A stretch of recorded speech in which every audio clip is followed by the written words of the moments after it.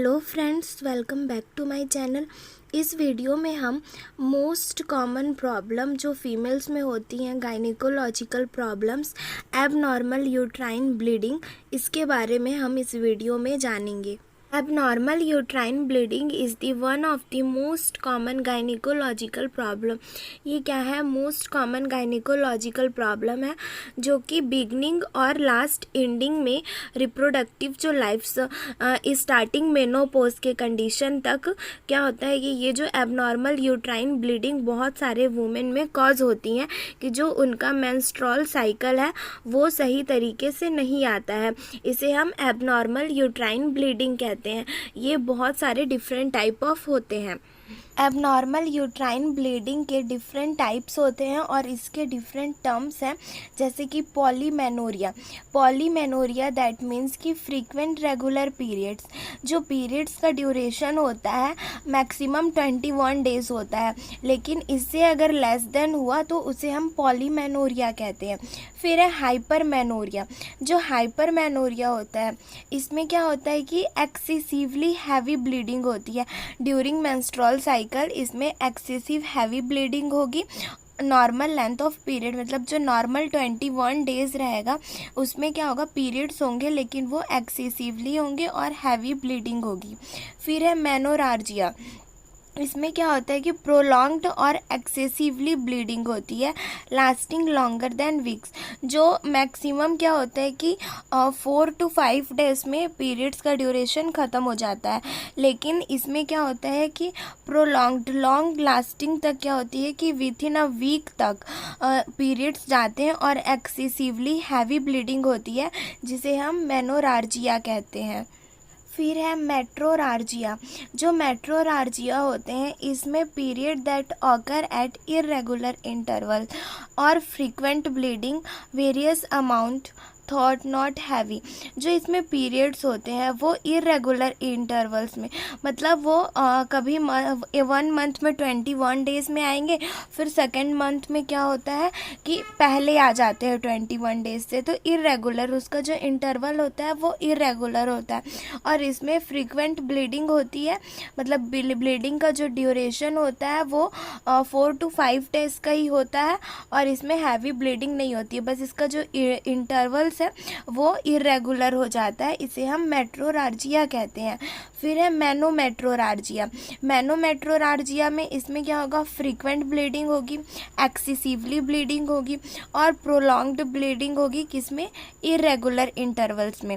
जैसे कि पहले मैंने बताया मेट्रोरार्जिया में जो इरेगुलर इंटरवल्स होता है उसमें इसमें क्या होगा कि इसमें फ्रीक्वेंट ब्लीडिंग भी होगी, एक्सेसिवली होगी और जो मतलब 4 to 5 डेज का जो ड्यूरेशन होता है उससे मैक्सिमम डेज तक पीरियड्स कंटिन्यू होते रहेंगे, तो इसे हम मैनोमेट्रोरार्जिया कहते हैं।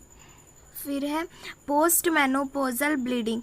पोस्ट मेनोपोजल ब्लीडिंग में any bleeding that occur more than 6 months after the lasting normal menstrual periods at menopause. जब फीमेल्स मेनोपोज के कंडीशन में जाती हैं, जब मेनोपोज के स्टेज में जाती हैं आफ्टर 45 ईयर्स, तो फिर क्या होता है कि मेंस्ट्रुअल साइकिल क्या होता है कि स्टॉप हो जाता है और आफ्टर 6 month के बाद फिर से अगर मेंस्ट्रुअल ब्लीडिंग होती है तो इसे हम पोस्ट मेनोपोजल ब्लीडिंग कहते हैं। इसके कॉजेज़ देखते हैं तो सबसे पहले हार्मोनल इम्बैलेंस। जो हमारे हार्मोनल ग्लैंड्स होते हैं, ठीक है, अगर उसमें किसी तरीके का भी एबनॉर्मेलिटीज़ है, वो प्रॉपर तरीके से सीक्रेट नहीं हो रहा है या एक्सेसिवली अमाउंट में सीक्रेट हो रहा है, जैसे कि ओवरी ग्लैंड है, तो जो हमारे ओवरी ग्लैंड होते हैं वो एस्ट्रोजन प्रोजेस्टेरोन का जो फॉर्मुलेशन करते हैं, अगर ये जो एस्ट्रोजन प्रोजेस्टेरोन हार्मोन्स है वो अगर एक्सेसिवली अमाउंट में सीक्रेट होते हैं तो इसमें हैवी मेंस्ट्रुअल ब्लीडिंग होने के चांसेस होते हैं। और अगर डिक्रीज अमाउंट में सीक्रेट होंगे तो इससे क्या होगा कि इरेगुलर इंटरवल्स में ब्लीडिंग होती है या कम अमाउंट में क्या होता है कि ब्लीडिंग होती है। Dysfunction of the ovaries.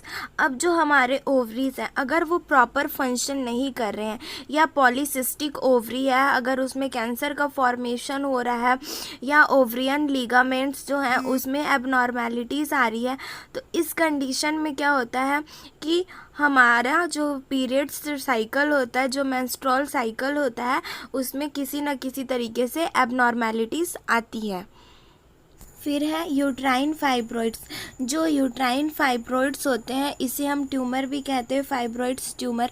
इसमें क्या होता है कि डिफरेंट हमारे जो यूट्रस रीजन होते हैं उसमें stone like bulking pouches formation होने लगता है, और ये बहुत ही ज़्यादा टाइट फॉर्मेशन एबनॉर्मल सेल्स का ग्रोथ होने लगता है, जिसे हम यूट्राइन फाइब्रॉइड्स कहते हैं। पॉलिप्स। जो पॉलिप्स होते हैं ये भी स्मॉल बिनाइन ट्यूमर ग्रोथ करने लगते हैं हमारी यूट्रस लाइनिंग में, जिसे हम पॉलिप्स कहते हैं। ये भी एक रीज़न है कि एबनॉर्मल यूट्राइन ब्लीडिंग होने लगती है इस वजह से भी। अब है एडिनोमायोसिस। जो एडिनोमायोसिस का कंडीशन होता है, इसमें जो इंडोमेट्रियम लेयर होते हैं वो हमारे यूट्रस लाइनिंग में डेवलप होते हैं, यूट्रस लाइनिंग में वो ग्रोथ करते हैं। लेकिन सम केस में क्या होता है कि ये यूट्रस लाइनिंग के अंदर इम्बेडेड हो जाते हैं, उनके अंदर ये ग्रोथ करने लगते हैं।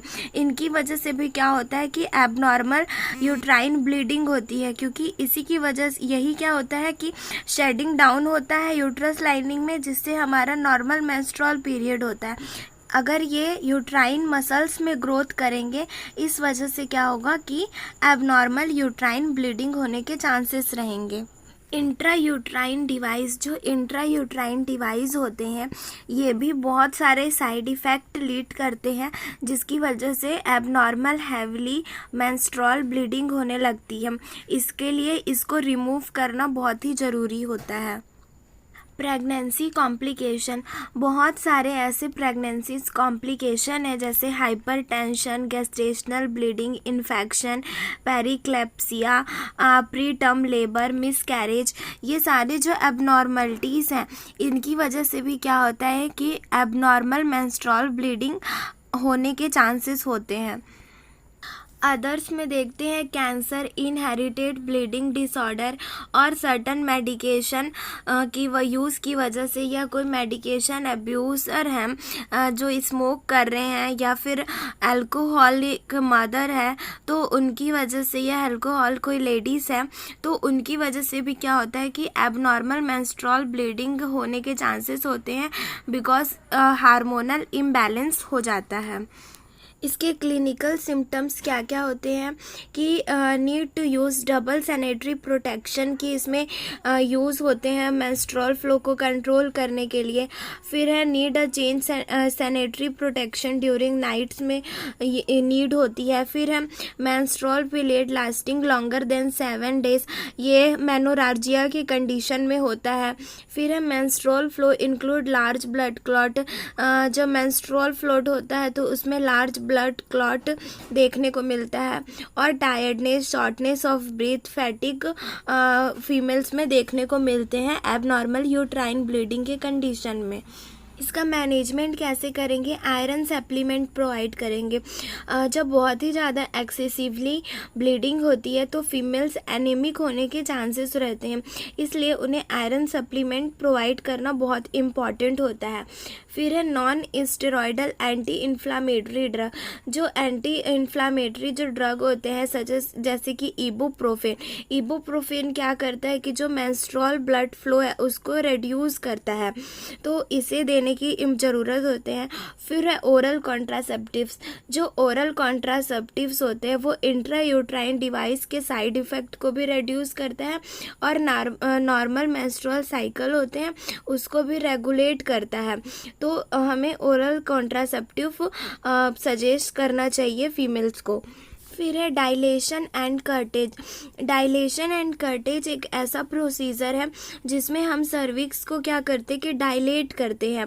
जब हैवली मेंस्ट्रुअल ब्लीडिंग का एक कंडीशन होता है जिसकी वजह से मतलब वो कंडीशन ये होता है कि जो हमारे यूट्राइन है, सर्विक्स है, वो बहुत ही एक्सेसिव अमाउंट में कॉन्ट्रैक्ट हो जाते हैं। तो डायलेशन एंड कर्टेज के कंडीशन में क्या करते हैं कि हम उस यूट्राइन को, सर्विक्स को डायलेट करते हैं, जिससे कि जो मेनोरार्जिया का कंडीशन है वो सक्सेसफुली ट्रीट हो सके। ऑपरेटिव हिस्टेरोस्कोपी में क्या करते हैं, एक टाइनी ट्यूब लाइक स्टेरोस्कोप इंसर्ट करते हैं हमारे यूट्राइन कैविटी में। जो पॉलिप्स का कंडीशन है वो उसको सर्जिकली उसको रिमूव करता है, जिससे कि जो एक्सेसिवली हैवी ब्लीडिंग हो रही थी वो इसको कंट्रोल कर सके। फिर है इंडोमेट्रियल एब्लेशन।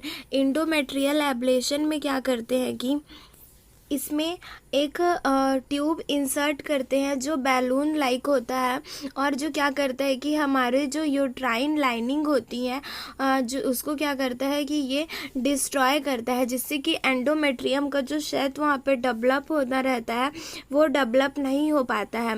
और ये क्या करता है कि इस ऑपरेशन के बाद जो प्रेग्नेंट होने की मदर को, मतलब लेडीज़ को जो प्रेग्नेंट होने की कैपेसिटी होती है, एबिलिटी होती है, वो रिड्यूस हो जाती है या पूरे तरीके से ख़त्म हो जाती है। फिर है हिस्टेरेक्टोमी। हिस्टेरेक्टोमी में इसको सर्जिकल रिमूव करते हैं, या तो हमारे यूट्रस को या सर्विक्स को क्या करेंगे कि सर्जिकली रिमूव कर देंगे, जिससे कि जो एबनॉर्मल यूट्राइन ब्लीडिंग होने के चांसेस थे वो पूरी तरीके से रिड्यूस हो जाएंगे, ख़त्म हो जाएंगे। इस तरीके से हम एबनॉर्मल यूट्राइन ब्लीडिंग का मैनेजमेंट कर सकते हैं। Thank you.